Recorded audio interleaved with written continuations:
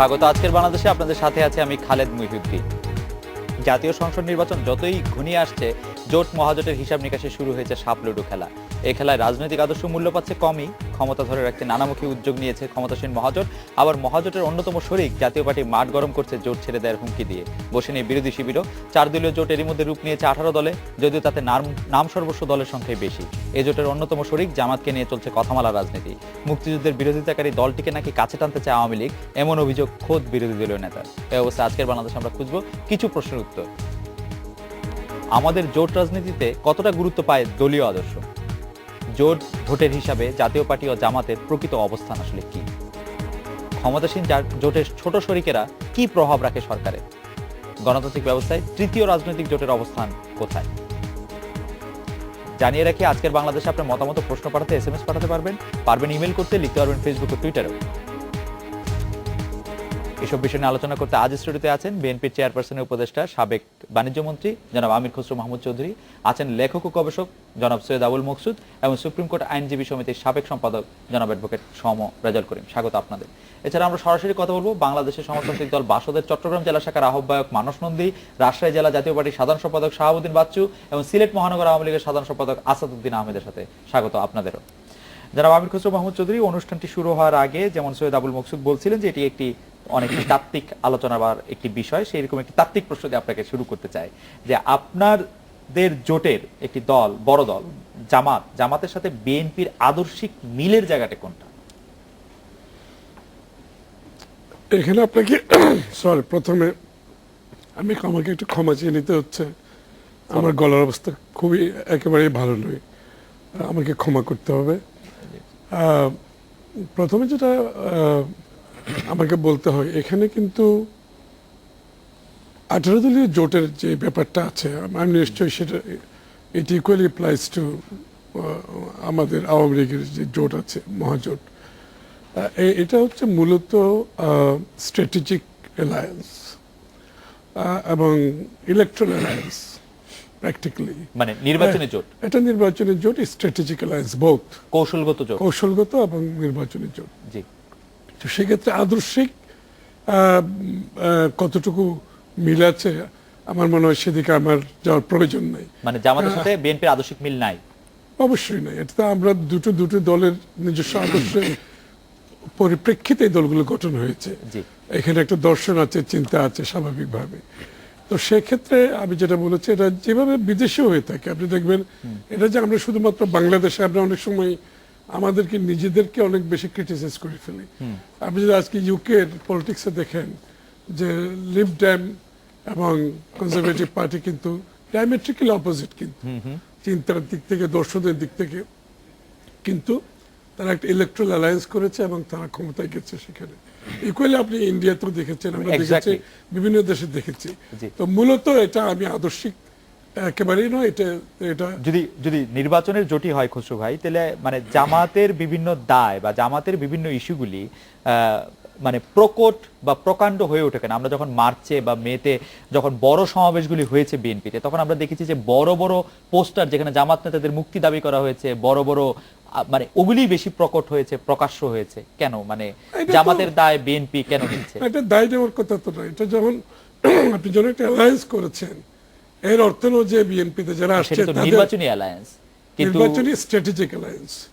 Strategic অ্যালায়েন্সের মধ্যে আন্দোলনের alliance, স্বাভাবিকভাবে। এটা তো শুধুমাত্র নির্বাচনের সময় তো জোট হয় না, স্ট্র্যাটেজি হিসাবে আমরা আমাদের অ্যালায়েন্স হয়েছে। এটাও আবার সব দেশে হয়। সুতরাং যারা বিএনপির সাথে জোট বেঁধেছে, এটা আমাদেরকে যদি ধরে নিতে হয় যে তারা তাদের নিজস্ব আদর্শ উদ্দেশ্য তারা বাড়িতে রেখে চলে আসবে, এটা তো বিশ্বাস করার কোনো কারণ নেই। ইকুয়ালি মহাজোটে যারা আসছে, কিন্তু জামাতের উদ্দেশ্যে লিগেসিও তো বিএনপির বহন করা দরকার নাই। লিগেসি তো বিএনপি বহন করছে না মোটেই। একটা জোটের সম্মেলনে সবাই যে প্রত্যেক দলেরই তারা তাদের নিজস্ব আদর্শ উদ্দেশ্য ডেমনস্ট্রেট করার অধিকার তো আছে সবাই। আমি একটু সৈয়দ আবুল মকসুদ আপনার কাছে আসি। দেশের দুই বর্ষিয়ান রাজনীতিবিদ ডক্টর কামাল হোসেন এবং বিকল্প ধারা বাংলাদেশের president doctor AKM Badruddoza Chowdhury সম্প্রতি জাতীয় ঐক্যের ডাক দিয়েছেন। তো গণতান্ত্রিক দেশে ব্যবস্থা সারা পৃথিবীতে রাজনীতির দুটি ধারা থাকে বা কয়েকটি ধারা থাকে, অসংখ্য ধারা থাকে, এটা জাতীয় ঐক্য কেন হতে হবে? এটা তো আমাকে না জিজ্ঞাসা করে যে দুইজনের নাম বললেন না না সেই জাতীয় ঐক্যের সেই ইয়েতে আপনি কিন্তু উপস্থিত যেহেতু ছিলেন, আমি আপনি একটু উপস্থিত সাপোর্ট ছিলাম, আপনি একটু সাপোর্টও করেছেন ব্যাপারটা। আমি উপস্থিত ছিলাম সেই কারণের জন্য হয়তো আমাকে জিজ্ঞাসা করছেন জি। যে ওটা এই তারা ঐক্যের আর অনৈক্যের কি বলছেন না বলছেন সেটা ওই অবস্থা আমারও। তবে যেহেতু আমি সেখানে ছিলাম এবং তাদের যে বক্তব্য, সেই বক্তব্য খারাপ কিছু না। দেশের ভিতরে নানা রকমের বিভেদ আছে এবং বিভেদ থাকবে গণতান্ত্রিক সমাজে, গণতান্ত্রিক রাজনীতিতে ভিন্ন মত থাকবে এবং সেটা আছে বললেই, তাই যদি না থাকতো তাহলে তো একটা দল থাকতো, সবাই মিলে এক কথাই চলতো এবং সেটা না।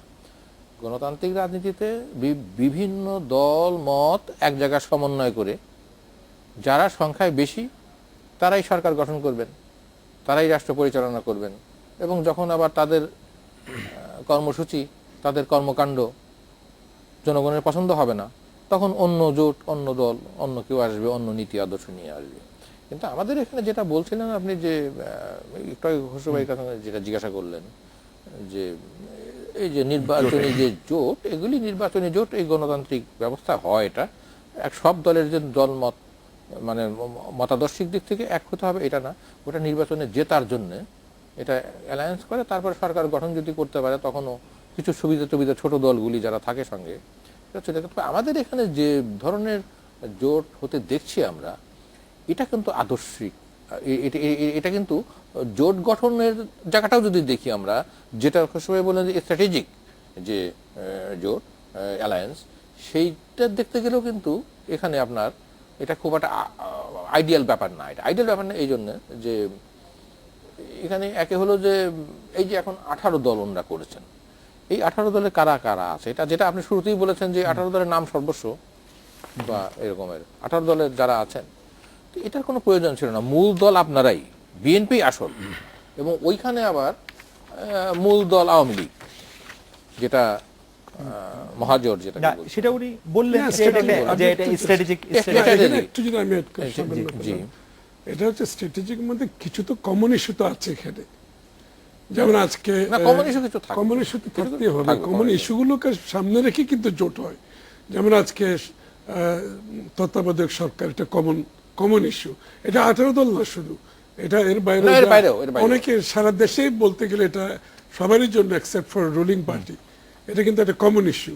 তো এইগুলো যে কতগুলো কমন ইস্যু, যেগুলোর উপর দেশের আগামী দিনের গণতন্ত্র, নিরপেক্ষ নির্বাচন এবং কমন দুই একটা থাকে, সেটা থাকে। সেদিক থেকে কিন্তু এই যে সংখ্যা বাড়ানোটা আছে, এটা কিন্তু আমার কাছে, এটা আপনাকে বলছি আমি, যে আপনারা যে এই যে তারা যেহেতু 14 দল 15 দল জোট, আপনারা আবার সংখ্যা বাড়িয়ে 18 করে ফেললেন, তার মানে এটা যে একটা এই যে মানে একটার সঙ্গে আরেকটার যে একটুখানি এক ধরনের যেন প্রতিযোগিতা চলছে, যে আমরা তোমরা 14 দল আছো বা 15 দল আছো, আমরা 18 দল করে ফেললাম।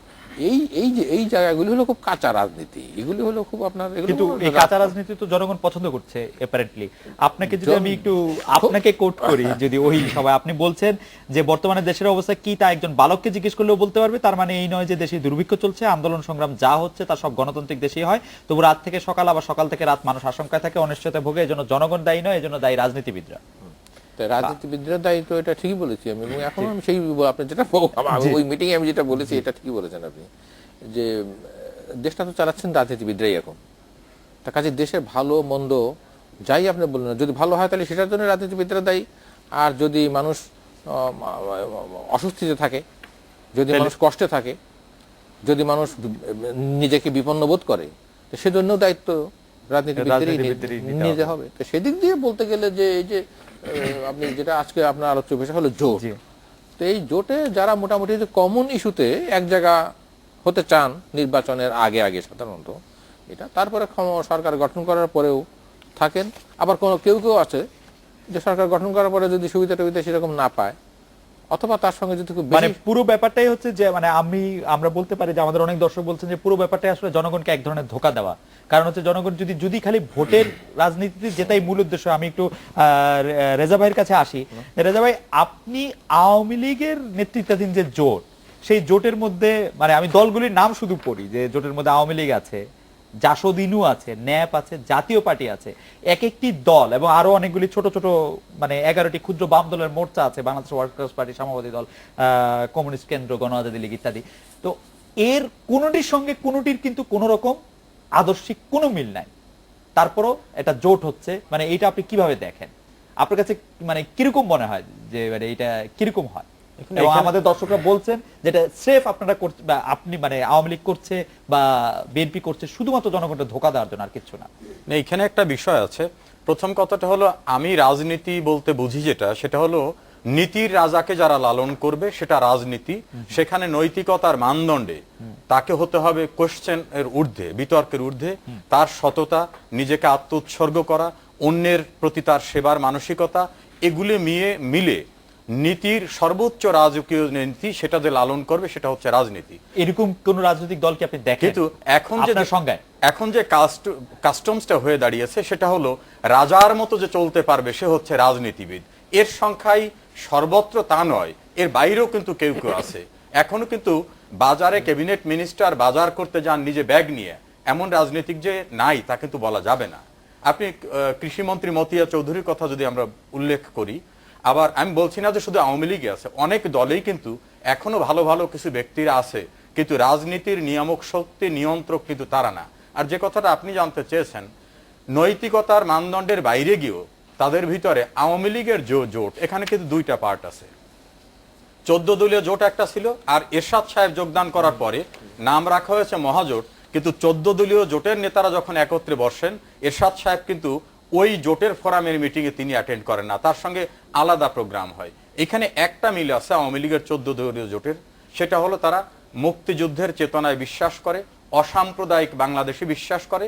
একটা পার্ট আছেন সরাসরি সমাজতান্ত্রিক রাজনীতির কথা বলেন। অসাম্প্রদায়িক বাংলাদেশে কিভাবে বিশ্বাস করে? মানে মানে এই অসাম্প্রদায়িক চেতনায় বিএনপির সাথে আওয়ামী লীগের তফাৎ কি? তফাৎটা হচ্ছে বিএনপি এখনো ধর্মভিত্তিক চিন্তা চেতনার রাজনীতির সঙ্গে যেভাবে গাঁট ছাড়া তাদের যে রাখি বন্ধন, গাঁট ছাড়ার ক্ষেত্রে সেই ক্ষেত্রে দেশ পরিচালনার ক্ষেত্রেও দেখবেন যে সাম্প্রদায়িক রাজনীতি বা ধর্মভিত্তিক রাজনীতিতে যারা খুব বেশি সোচ্চার, তাদের সঙ্গে বিএনপির রাজনৈতিক পূর্ব ইতিহাস থেকে শুরু করে চলমান অবস্থায় তাদের সঙ্গে তাদের সম্পর্কটা, এইটা কম্পারেটিভলি আওয়ামী লীগের দিক তাকিয়ে দেখবেন তারা কিন্তু যেসব দেশে ধর্মভিত্তিক রাজনীতি নাই, অথবা দেশের অভ্যন্তরেও ধর্মভিত্তিক রাজনীতি যারা করে না বা ধর্মকে বাইরে রেখে রাষ্ট্রীয় সমস্ত কর্মকাণ্ডে সকল নাগরিককে একটা জায়গা রাখতে চায়, সেই ক্ষেত্রে কিন্তু আওয়ামী লীগ এবং বিএনপির ব্যবধানটা খুব পরিষ্কারভাবে দৃশ্যমান। মাকসুদ ভাই, আমি কি এক কথা এটা জানতে চাইবো যে এটা ব্যবধানটা কি খুব পরিষ্কার? এক কথা যদি জানতে চান তাহলে আমি বলবো যে আওয়ামী লীগ বাঙালি জাতীয়তাবাদী দল, এটা একদম জন্মের পর থেকেই বাঙালি জাতীয়তাবাদী দল, অসাম্প্রদায়িক। একেবারে ঠিকই বলেছেন ভাই যে এটা অসাম্প্রদায়িক বাঙালি জাতীয়তাবাদী দল। আর বিএনপির কথা যেটা বাংলাদেশ জাতীয়তাবাদী দল যেটা, সেটা কিন্তু মুসলিম জাতীয়তাবাদী রাজনীতিতে বিশ্বাস করে, দর্শনের দিক থেকে। আপনি যখন বলছেন যে আওয়ামী লীগ বাঙালি জাতীয়তাবাদ বা অসাম্প্রদায়িক জাতীয়তাবাদ, আর এটা হলো মুসলিম জাতীয়তাবাদী, এখনকার আমি ইসলামিক জাতীয়তাবাদের কথা কিন্তু বলছি না। এখনকার আওয়ামী লীগও কি তাই অসাম্প্রদায়িক? না, এখনকার আওয়ামী লীগ অসাম্প্রদায়িক মানে তাদের যে মানে সরকার, না আমি খালেদ বলছি যেটা, যে সরকার আর দল কিন্তু দুটাবার সবসময় কিন্তু এক জায়গা করা যাবে না। এটা হলো যে আওয়ামী লীগ নিজে কিন্তু অসাম্প্রদায়িক ধারাটাকে ধারণ করে এখন, এটা আমি বিশ্বাস করি। এটা আওয়ামী লীগ সবসময় কিন্তু এক জায়গা করা যাবে না। এটা হলো যে আওয়ামী লীগ নিজে কিন্তু অসাম্প্রদায়িক ধারাটাকে ধারণ করে এখন, এটা আমি বিশ্বাস করি। এটা আওয়ামী লীগের কথা বলছি আমি, যে কিন্তু যে সরকার এখন পরিচালিত হচ্ছে আওয়ামী লীগের নেতৃত্বে, সেই সরকার করছে না, যেটা আপনি বলতে চাইছেন। আপনি এই সম্পর্কে কি বলবেন যে আওয়ামী লীগকে কি আপনি একটা অসাম্প্রদায়িক দল মনে করেন? বা আমি মনে করি না, কারণ হচ্ছে এই আওয়ামী লীগের অসাম্প্রদায়িকের যে কথাবার্তা আমরা শুনি, এটা হচ্ছে একটা স্মোক স্ক্রিন ছাড়া কিছু না। আপনি যদি আওয়ামী লীগের ইতিহাস আমি একটা যদি আপনাকে বলি, যে জামাতের সাথে আওয়ামী লীগের সম্পৃক্ততা যখন বিএনপির বিরুদ্ধে আমরা দেখেছি, জামাতের সাথে সেটা কি সম্পৃক্ততা বলা ঠিক হবে কিনা? মানে একটা একসাথে তো ছিল, এখন সেটা বলাও কিন্তু একটু বিষয়টা কিন্তু একসাথে না। ছবিও দেখেছি না, ছবিটা লবিও দেখেছি, আমি খসরুভাইয়ের এই কথাটা রিপ্লাই দেব। আমি শেষ করি, ছবিও দেখেছি, লবিও দেখেছি। সুতরাং 1 নম্বর। 2 নম্বর হচ্ছে খিলাফতে মজলিসের সাথে আওয়ামী লীগ যে চুক্তি সই করেছিল, আপনাদের মনে থাকার কথা, Right. চুক্তি সই করেছিল, ওই চুক্তির মধ্যে কি কি ছিল, ধর্মীয় যে কথাগুলো ছিল পরিষ্কারভাবে, ওইটাও আমাদের সকলের জানা আছে। এবং তৃতীয়ত, আওয়ামী লীগের এই আজকে এই কনস্টিটিউশনে, সংবিধানে যে ইসলাম ধর্ম রাষ্ট্রীয় ধর্ম, এটা ফ্রেশ আওয়ামী লীগ এই 49তম সংশোধনীর মাধ্যমে সেটা নিয়ে আসছে এরশাদের কাছ থেকে। আমি একটা বলি, Right. বিএনপি কোনোদিন এই কাজগুলো করে নাই। না, বিএনপি সুতরাং না, না। শুরুটাই করছে, হ্যাঁ? মানে বিএনপি ফাউন্ডেশন স্টোন লে Foundation করছে, কিভাবে ফাউন্ডেশন স্টোন লে দিয়েছে? করছে। কিভাবে দিয়েছে? বিসমিল্লাহির রহমানির রহিম, Right. বিসমিল্লাহির রহমানির রহিম কি এটা কি কোনো ধর্মীয় কথা হতে পারে? না, বিসমিল্লাহির রহমানির রহিম একটা বইয়ের মধ্যে লিখতে হবে কেন? একটা বইয়ের মধ্যে যদি লেখাও হয়, না, লিখে না, একটা বই না তো, এটা তো না, না, কনস্টিটিউশন, এটা সংবিধানের মধ্যে একটা কেন লিখতে হবে? সংবিধানের ঠিক ভিতরে আছে, কিন্তু বিএনপি একই সাথে সংবিধানের মধ্যে এবং সেই ধারাবাহিকতা রাষ্ট্রধর্ম ইসলাম হয়েছে, এবং সকল না, সেই ধারাবাহিকতা নাই। There is a big difference. BNP একই সংবিধানে কিন্তু সকল ধর্মের সমান অধিকার, ধর্মনিরপেক্ষতা কাইটা দিয়ে ধর্মনিরপেক্ষতা কাইটা দিয়ে সকল ধর্মের সমান অধিকার কোনো কিছু না। মিন করে বলে আমার মনে হয় না। আমরা এটা বিরতি নিচ্ছি, বিরতি থেকে ফিরে আসি। সংশোধনী যেটা করেছে এটাকে আরো গুরুত্ব। জি, আমরা এটা বিরতি নিচ্ছি।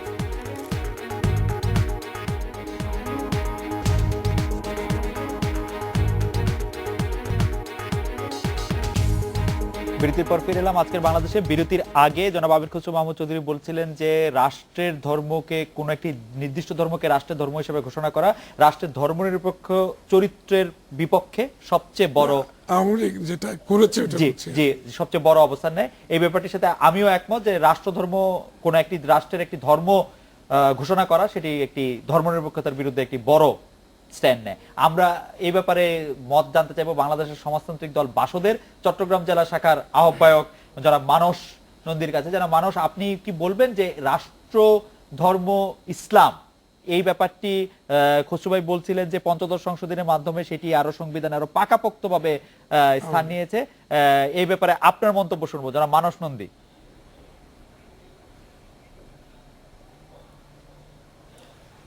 ধন্যবাদ আপনাকে। আমরা রাষ্ট্র যখন দুনিয়ার বুকে প্রতিষ্ঠিত হয়েছে, আমরা জানি রাষ্ট্র প্রতিষ্ঠিত হয়েছেই রাষ্ট্রের নিজস্ব একটা ধর্ম আছে। রাষ্ট্রের কোনো ধর্ম থাকতে পারে না। রাষ্ট্রের নিজস্ব ধর্ম সেটা হলো গণতান্ত্রিক শাসন ব্যবস্থা প্রতিষ্ঠা করা, জনগণের সর্বপ্রকার মৌলিক গণতান্ত্রিক অধিকার সেগুলোকে প্রতিষ্ঠিত করা। মৌলিক অধিকার মানে অন্ন, বস্ত্র, শিক্ষা, চিকিৎসা, বাসস্থান, কাজ, এবং গণতান্ত্রিক যে অধিকার, মত প্রকাশের স্বাধীনতা, সংগঠন করবার স্বাধীনতা, বাক স্বাধীনতা, আইনের স্বাধীনতা, বিচার বিভাগের স্বাধীনতা, আইনের শাসন, সেগুলোই তো, সেই চরিত্রটাই রাষ্ট্রের চরিত্র।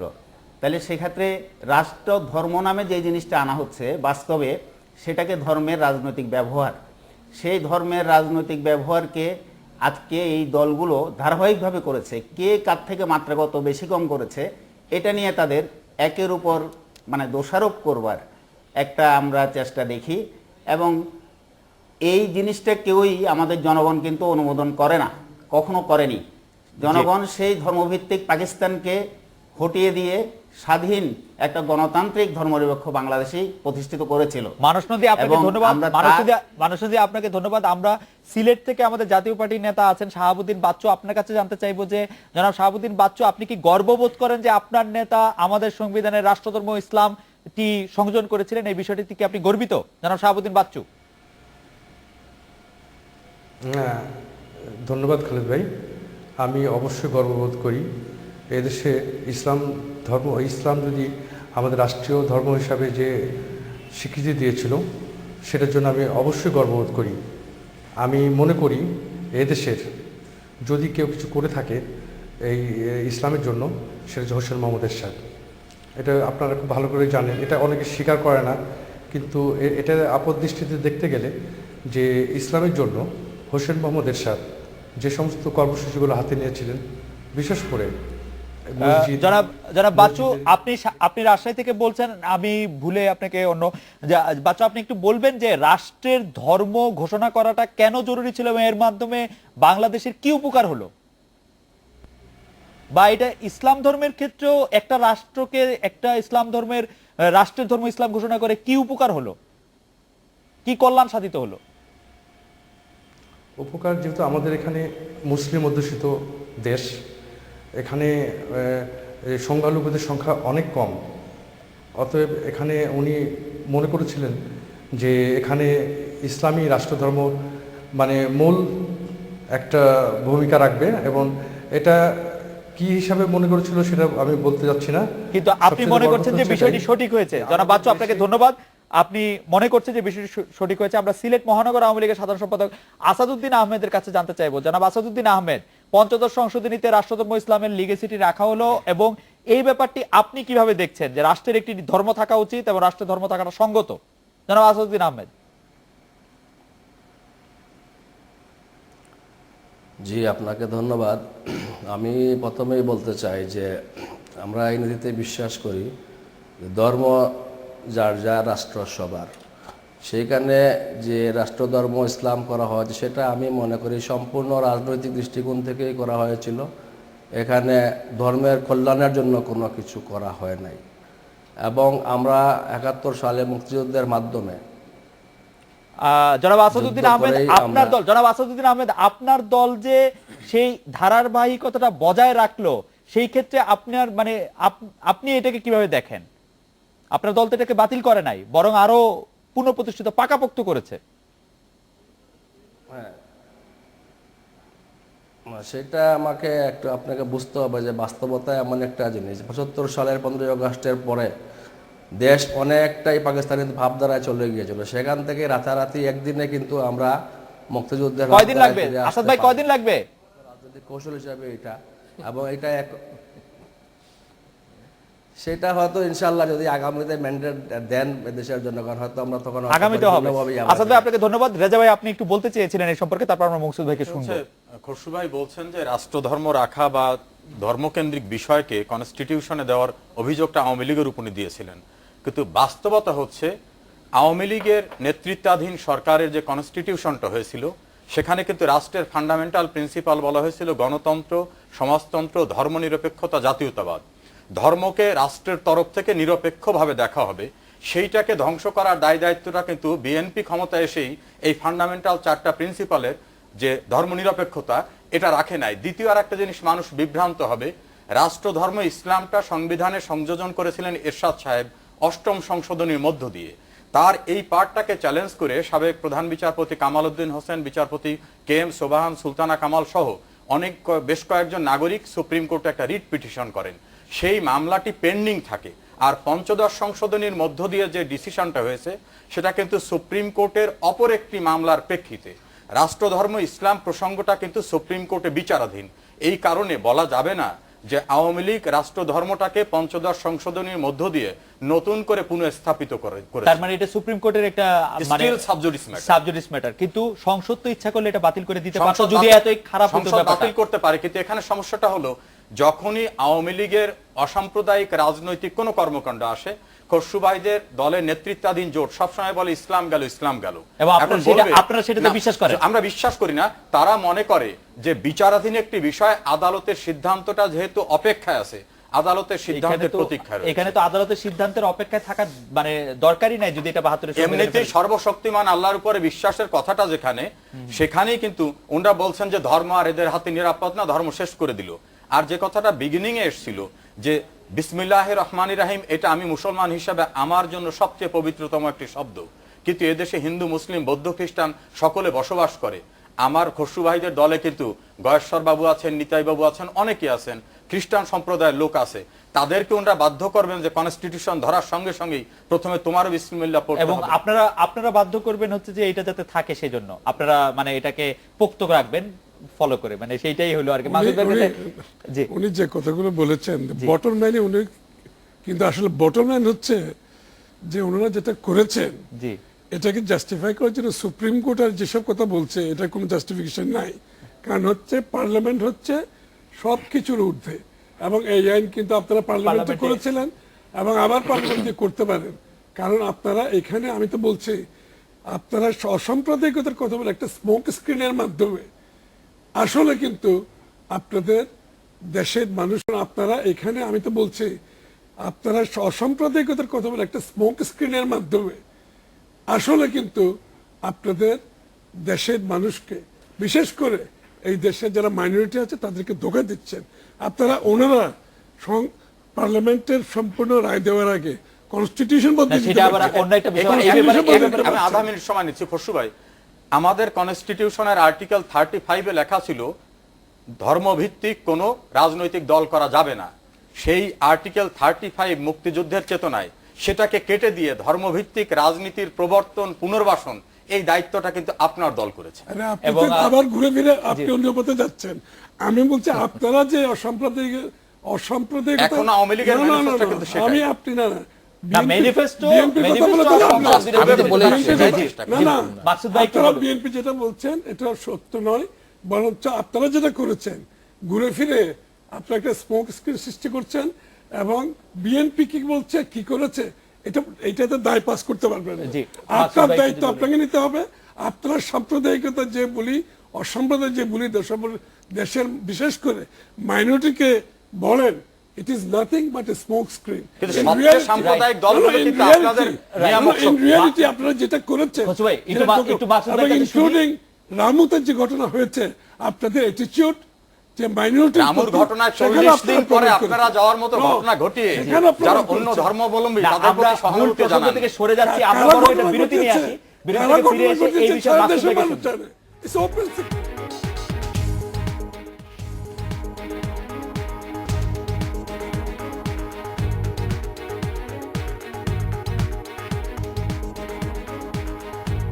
বিরতির পর ফিরে এলাম আজকের বাংলাদেশে। এই পর্যায়ে আমরা সৈয়দ আব্দুল মকসুদের কাছে অসাম্প্রদায়িকতা নিয়ে দুটি জোট বা দলের অবস্থান সম্পর্কে জানতে চাইবো।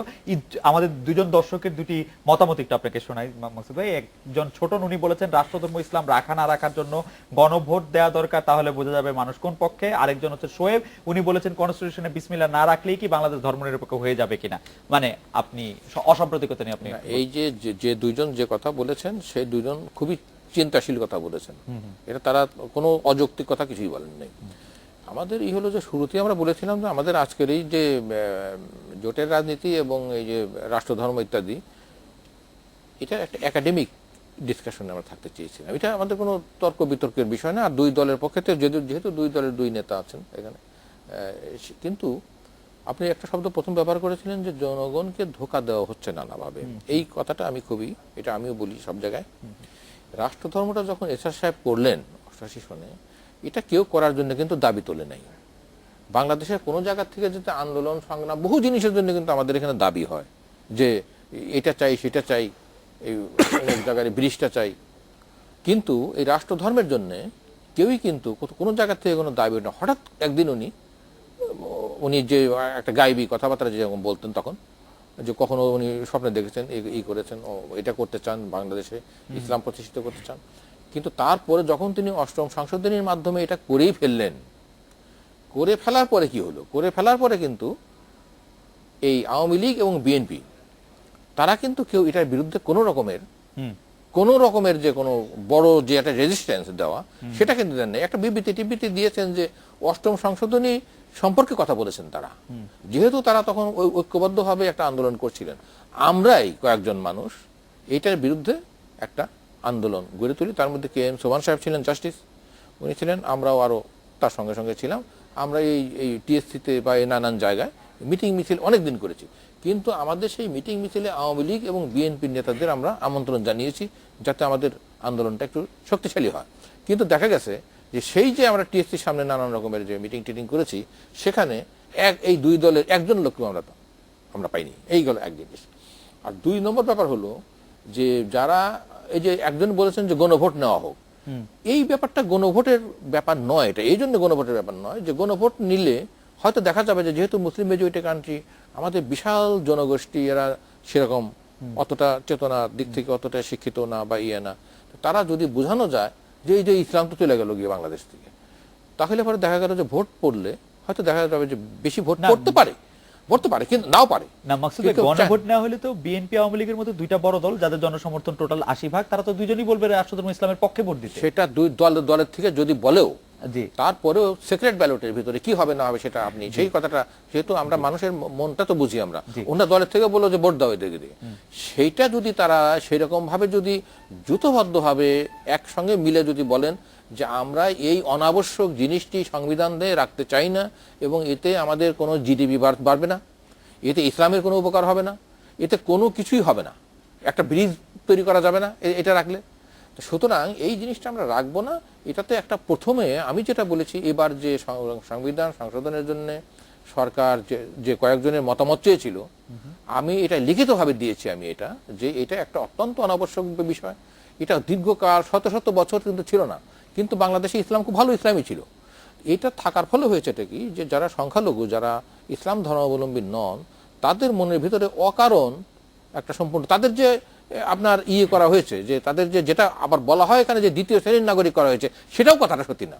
কারণ এটা ইন্ডিয়ান চিফ জাস্টিস এস আনন্দ, উনি একটা সেমিনারে, দিল্লিতে একটা সেমিনারে আমি পেপারে দেখেছি, সেই সেমিনারে তিনি বলেছেন যে বাংলাদেশের সংবিধান এখন যা, এই যে রেজাবে তো আইন বিশেষজ্ঞ উনি আছেন এখানে, বলতে পারেন যে এখনো বাংলাদেশের সংবিধান যা, এই সংবিধানে একজন হিন্দু, বৌদ্ধ, খ্রিস্টান, আদিবাসী কারো প্রেসিডেন্ট হতে পারত না, ডিসক্রিমিনেট কাউ করা হচ্ছে না। তো ইন্ডিয়ান চিফ জাস্টিস বলছেন যে এখনো বাংলাদেশের সংবিধান যা, মানে এই যে 15 সংশোধনীর আগে কথা, কয়েক বছর আগের কথা, সেটা প্রশ্ন না। প্রশ্ন হলো যে জিনিসটির কোনো প্রয়োজন নাই, কিন্তু একটা বিশাল জনগোষ্ঠী 3 কোটি মানুষকে আপনি মনে কষ্ট দিচ্ছেন না, এবং এইটা অনেক দেশেই আছে, রাষ্ট্রধর্ম যে নাই তা না। কাজেই আপনার যে জিনিসটা আমরা এই যে রাষ্ট্র প্রতিষ্ঠা করেছি 71-এর যে মুক্তিযুদ্ধ করে, সেই মুক্তিযুদ্ধের সময় আমাদের আকাঙ্ক্ষা ছিল যে আমরা একটা গণতান্ত্রিক রাষ্ট্র প্রতিষ্ঠা করব। আমাদের সংবিধানে যদি বঙ্গবন্ধু যে সংবিধান করেন, সেই সংবিধানে যদি ওই 4 মূলনীতি না থেকে শুধু গণতন্ত্র থাকতো, তাহলেই কিন্তু সব কভার করে, তাহলে কভার করতো। কিন্তু আমাদের এখানে যাই হোক ওই 4টাও দেওয়া হয়েছে, এটা তুরস্কেও কামাল আতাতুর্ক 7টা নাকি 6টা দিয়েছে এরকম। তো কাজে এটা থাকলে কোনো দোষের কিছু নেই। এখন কথা হলো যে আমরা চেয়েছিলাম একটা গণতান্ত্রিক রাষ্ট্র প্রতিষ্ঠা করার জন্য এখানে, যেখানে সকলে মিলেই রাষ্ট্র আমরা মানে একটা, ওই কথাটাই বলেছেন যখন আপনারা আন্দোলন করছিলেন সেই রাষ্ট্রধর্ম ইসলামের বিপক্ষে, এবং তখন আপনারা আওয়ামী লীগ এবং বিএনপি নেতা নেতৃত্বে সেখানে চেয়েছিলেন, কিন্তু তারা কেউ আসলে তারা এটা কেউ এই সময় আমার মনে আছে যে সোমান সাহেব ছিলেন, কে এম সোমান সাহেব, আমরা সবাই মানে এক না মানে বেশ বড় রকম কবি শামসুর রহমানও ছিলেন, সবাই আমরা চেয়েছি যে এইখানে শারিয়ার কবির ছিলেন। মানে এটা বড় দুই দল আসলে একমত যে রাষ্ট্রধর্ম ইসলাম না, চুপ করে রইলেন, তারা চুপ করে রইলেন। তো এই যে এখন আমরা চেয়েছিলাম যে একটা গণতান্ত্রিক, একটা অসাম্প্রদায়িক রাষ্ট্র। আমরা কিন্তু সেকুলার রাষ্ট্র বলতে যেটা বোঝায় রাশিয়া বা চীন বা কিউবা বা কোরিয়া, উত্তর কোরিয়া, এরকম যে আমরা কোনো একটা একবার ধর্মবিহীন একটা রাষ্ট্র তার না। রাষ্ট্রটা যে উনি যেটা বলেছেন যে ধর্মটা ব্যক্তিগত মানুষের জিনিস, এটা রাষ্ট্রের কোনো ব্যাপার না। রাষ্ট্র কোনো হাত পা মাথা নাই যে রাষ্ট্র ধর্ম পালন করবে, নামাজ রোজা করবে। এবং আপনার প্রথম কথাতে ফিরে আসি যে আপনি মনে করছেন যে এটা জনগণকে আসলে একটা ধোঁকা বা ধোঁকা দেওয়া, একটা ভোট টোটের ব্যাপার নিয়ে, যে মুসলিম মেজরিটি কান্ট্রি, কিন্তু এটাকে সরিয়ে ফেলানো এটা খুবই সহজ যদি সকলকে, এই 2 দলের বড় বড় নেতারা যদি সব জেলায় জেলায় গিয়ে বলেন যে এটা 88 সনের আগে যখন ছিল না, তো সুতরাং এখন দরকার কি, তাতে জনগণ শুনবে। আমার মনে হয় যে জনগণ আমাদের এত নির্বিবেচক না, জনগণ এই সমস্ত এত এটা জনগণকে যদি বোঝানো যায়, তাহলে আমার মনে হয় যে এটা সরিয়ে ফেলাই দেওয়াই ভালো। জনাব সমর রেজাউল করিম, আপনার দৃষ্টি আকর্ষণ করছে আমাদের একজন দর্শক কায়েস, উনি বলতেছেন যে এখন বেশিরভাগ ইস্যুই আমরা আদালতে যেতে দেখি, এটা সার্বভৌম সংসদের প্রতি একটি মানে অবমাননা কিনা? সংসদ তো একটি সার্বভৌম জায়গা, সকল সমস্যাই কেন আদালতে গিয়ে নিষ্পন্ন হইতে হবে? একজন বিশিষ্ট আইনজীবী আপনি যদি একটু বলতেন। আমাদের দেশের সর্বোচ্চ আইন সংবিধান, সংবিধানে বলা হয়েছে পার্লামেন্ট আইন প্রণয়ন করবে, কিন্তু সংবিধানের ফান্ডামেন্টাল যে দিকগুলি আছে এর পরিপন্থী যদি কোনো সিদ্ধান্ত হয়, তাহলে পরিপন্থী হলে যতটুকু পরিপন্থী হবে ততটুকু বেআইনি ঘোষিত হবে। আর রাষ্ট্রযন্ত্র কিন্তু অনেক সময় সঠিক দায়িত্ব পালন করে না। আমির খসরু মাহমুদ চৌধুরীকে কোনো কারণ ছাড়া যদি ডিটেনশন দিয়ে দেওয়া হয়, ওনার বাড়ির একটি রাস্তাকে কোনো কারণ ছাড়া যদি অ্যাকোয়ার করা হয়, নাগরিকের মৌলিক অধিকারকে ইনফোর্স করার জন্য, প্রতিষ্ঠা করার জন্য দেশের সর্বোচ্চ আদালতে যাওয়ার জন্য আইনগত বিধান রয়েছে। সেই ক্ষেত্রে কোনোভাবেই সংসদের সার্বভৌমত্বকে লঙ্ঘন করা হচ্ছে না, খর্ব করা হচ্ছে না। সংসদ আইন প্রণয়ন সহ সিদ্ধান্ত নেবেন, সেটা আইনসঙ্গতভাবে করা হলো কি হলো না, সংবিধানের পরিপন্থী হলো কি হলো না। আর অধিকাংশ মামলা কিন্তু হচ্ছে সরকারি বিভিন্ন প্রতিষ্ঠান দায়িত্ব পালন করে না কিনা। থানার পুলিশ যদি একটা ভুক্তভোগী মানুষের মামলাটি না নেয়, সেক্ষেত্রে আদালতে গিয়ে তার উপর একটা ডাইরেকশন চাওয়ার মধ্য দিয়ে নাগরিকের অধিকার, সাংবিধানিক অধিকার প্রতিষ্ঠিত হয়। কোনোভাবেই সংসদের সার্বভৌমত্ব খর্ব হয় না। জনাব আমির খসরু মাহমুদ চৌধুরী, আপনি এই বিষয়ে আপনার কি মতামত, যে আমরা বেশিরভাগ ক্ষেত্রে আদালতে যাচ্ছি, সেটা তত্ত্বাবধায়ক সরকার ইস্যুতেই হোক বা রাষ্ট্রের পরিচালনা মূলনীতিতে হোক, অনেক ধরনের ফান্ডামেন্টালস নিয়ে আমরা আদালতের দ্বারস্থ হচ্ছি, এর কারণ কি বলে আপনি মনে করেন? সংসদ কি একটু না, সংসদ, আপনি আদালতে যাওয়ার মূল যেটা বেসিস সেটা হচ্ছে যদি কনস্টিটিউশনের সাথে যদি যেখানে কনফ্লিক্ট দেখা যাবে তখন আপনি সেটাকে আদালতে নিয়ে যেতে পারবেন। কনস্টিটিউশনের সাথে যদি যেখানে কনফ্লিক্ট দেখা যাবে তখন আপনি সেটাকে আদালতে নিয়ে যেতে পারবেন। কিন্তু কনস্টিটিউশনাল ওয়েতে যদি সবকিছু পরিচালনা হয় তাদের যাওয়ার দরকার নেই। কিন্তু এখন একটা টেন্ডেন্সি, যেটা প্রশ্ন করতে, যেটা তার আমার মনে হয় যেটা সে বুঝাতে চাচ্ছে, যে এখন কোর্টের কাঁধে বন্দুক রেখে দেখা যাচ্ছে অনেকগুলো সিদ্ধান্ত নেওয়া হচ্ছে যেগুলো আদারওয়াইজ, যে আপনি বললেন কিছুক্ষণ আগে, কোর্টের কাজটা কি বন্দুক রাখার জন্য খুব অ্যাভেলেবল থাকছে? অ্যাভেলেবল থাকছে, তো তাই তো আমরা দেখছি যে উনি একটা কথা বললেন, আমির খসরু মাহমুদ চৌধুরী কিন্তু ডিটেনশনে দেওয়া যায় অন্যভাবে, আমি কোর্টে যেতে পারি, কিন্তু আমি কোর্টে গেলে তো রেমেডি পাচ্ছি না। দেখা যাচ্ছে কোর্ট বায়াস একটা ওপিনিয়ন দিয়ে দিচ্ছে, দেখা যাচ্ছে কোর্ট এই যে আমরা তত্ত্বাবধায়ক সরকারের উপরে যে একটা খিচুড়ি কি বলে, আপনারা তো কোর্ট থেকে রেমেডি পাচ্ছেন নিয়মিতই খসরু ভাই, আপনাদের নেতা নেত্রীরা এখনো যে জামিনে আছেন সেটা কোর্ট থেকেই জামিনে আছেন, আমি কোর্ট থেকে পাওয়া নির্দেশের জামিনেই আছেন।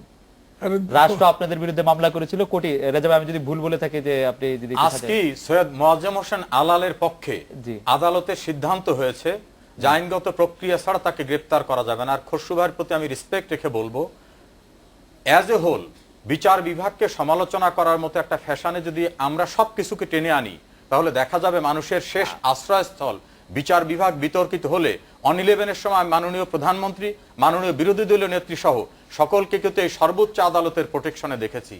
এজ এ হোল বিচার বিভাগকে অভিযোগ না করাই বোধহয় উত্তম। না, এজ এ হোল না করলেও বিচার বিভাগ কিছুটা যে বায়াস আচরণ করছে সেই ব্যাপারে খুব সন্দেহ থাকছে কিনা, আমরা একটা বিরতি নিয়ে এসে আবার আপনাদের সাথে কথা শুনবো। জি, আপনাদের